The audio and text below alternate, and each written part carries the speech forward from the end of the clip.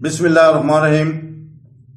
السلام علیکم بہنوں، بھائیوں، دوستوں اور بزرگوں۔ آج ہم یہ بیان کر رہے ہیں کہ کیا فجر کے بعد بھی جنبی ہو تو روزہ رکھ سکتا ہے؟ اگر فجر کے بعد بھی جنبی ہو تو روزہ رکھنے میں کوئی حرج نہیں۔ ہم صحیح مسلم کی حدیث سے ثابت کر رہے ہیں۔ کتاب نمبر 6 صحیح مسلم، حدیث نمبر 2451 ابو بکر بن عبد الرحمن بن حارث میں ہے۔ بیان کرتے ہیں کہ میں نے ابو ہریرہ رضی اللہ تعالیٰ عنہ کو یہ بیان کرتے ہوئے سنا ہے کہ جس شخص پر فجر نکل جائے اس پر وہ روزہ نہ رکھے۔ میں نے اس کا تذکرہ عبد الرحمن بن عبد العزیز سے کیا، حارث یعنی اپنے باپ سے، لیکن اس نے انکار کیا۔ عبد الرحمن چلے گا اور میں بھی ان کے ساتھ چلا، یہاں تک کہ ہم حضرت عائشہ اور حضرت ام سلمہ رضی اللہ تعالیٰ عنہ کے پاس آئے اور عبد الرحمن نے ان سے اس کے بارے میں پوچھا۔ ان دونوں نے کہا بعض اوقات ایسا بھی ہوا کہ رسول پاک صلی اللہ علیہ وسلم صبح کو حالت جنم میں تھے اور مگر خواب میں بغیر کسی خواہش کے اور روزہ رکھا۔ کہا پھر ہم آگے بڑھے یہاں تک کہ ہم مروان کے پاس گئے اور عبد الرحمن نے ان سے اس کا ذکر کیا۔ اس پر مروان نے کہا کہ میں نے تم پر قسم کے ساتھ تاکید کرتا ہوں کہ بہتر ہے کہ تم ابو ہریرہ کے پاس جاؤ اور اس کے بارے میں جو کہا گیا ہے اس کا حوالہ دو۔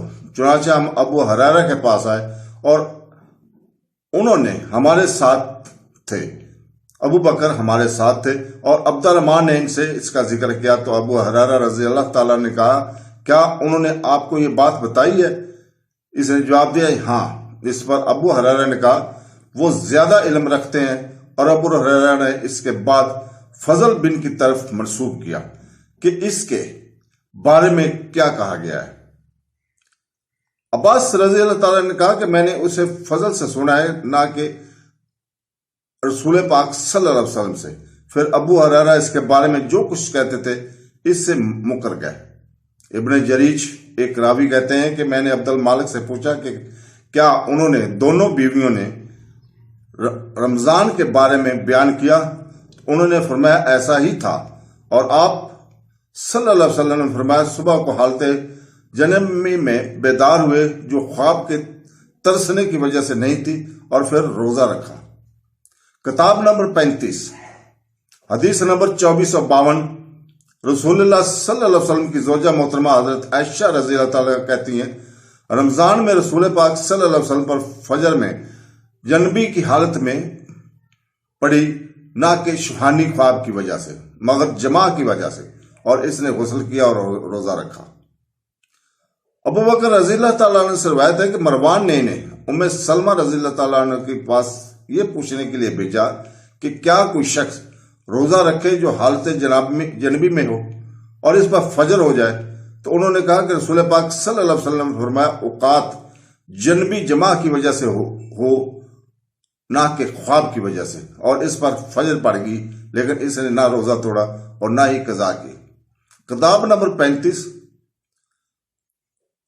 2454 حدیث نمبر ابو بکر بن عبد الرحمن بن الحارث بن شام نے رسول پاک صلی اللہ علیہ وسلم کے ازواج مطہرات حضرت عائشہ رضی اللہ تعالیٰ عنہ اور ام سلمہ رضی اللہ تعالیٰ عنہ سے روایت کی ہے کہ رسول پاک صلی اللہ علیہ وسلم بعض اوقات صبح کو حالت میں اٹھتے تھے مباشرت کی وجہ سے رات کو اپنی بیویوں کے ساتھ، لیکن رمضان میں خواب دیکھنے کی وجہ سے نہیں، اور روزہ رکھتے تھے۔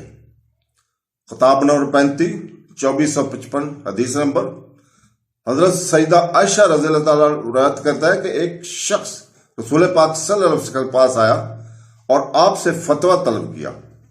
وہ عائشہ اسے پردے کے پیچھے سے سن رہی تھی۔ حضرت عائشہ رضی اللہ تعالیٰ نے مزید کہا کہ اس شخص نے کہا کہ اللہ کے رسول صلی اللہ علیہ وسلم مجھے نماز کے وقت آتا ہے جیسے میں حالت جنبی میں ہوں، مجھے خیال آتا ہے کہ جیسے میں حالت جنبی میں ہوں، کیا مجھے اس حالت میں روزہ رکھنا چاہیے؟ اس پر رسول پاک صلی اللہ علیہ وسلم نے فرمایا بعض اوقات مجھے نماز کا وقت آتے ہے جبکہ میں حالت جنبی میں ہوتا ہوں اور میں اسی حالت میں روزہ رکھتا ہوں۔ تو آپ صلی اللہ علیہ وسلم فرمایا اللہ کہ تم ہماری طرف نہیں ہو، اللہ نے تمہارے پچھلے اور بعد والے تمام گناہ معاف کر دیے ہیں۔ اس پر آپ صلی اللہ علیہ وسلم فرمایا خدا کی قسم مجھے امید ہے کہ میں تم سے سب سے زیادہ پرہیزگار ہوں اور تم میں ان چیزوں کا بہترین علم رکھتا ہوں جن سے مجھے بچنا ہے۔ کتاب نمبر 35 حدیث نمبر 24 سے 56۔ سلمان بن یسار بیان کرتے ہیں کہ انہوں نے حضرت ام سلمہ رضی اللہ تعالیٰ عنہ سے پوچھا کہ کیا صبح جنبی کی حالت میں اٹھنے والا روزہ رکھے؟ انہوں نے کہا رسول پاک صلی اللہ علیہ وسلم بعض اوقات صبح کو حالت جنبی میں اٹھتے تھے، نہ کہ شہوت کی وجہ سے بلکہ رات کو جماع کی وجہ سے، اور پھر روزہ رکھا کرتے تھے۔ تو دوستو اللہ تعالیٰ سے دعا ہے کہ وہ ہمیں قرآن کو ترجمہ اور تفسیر کے ساتھ پڑھنے، سمجھنے اور حدیث نبی پڑھنے اور اس پر عمل کرنے کی توفیق عطا فرمائے۔ آمین ثم آمین۔ اللہ حافظ۔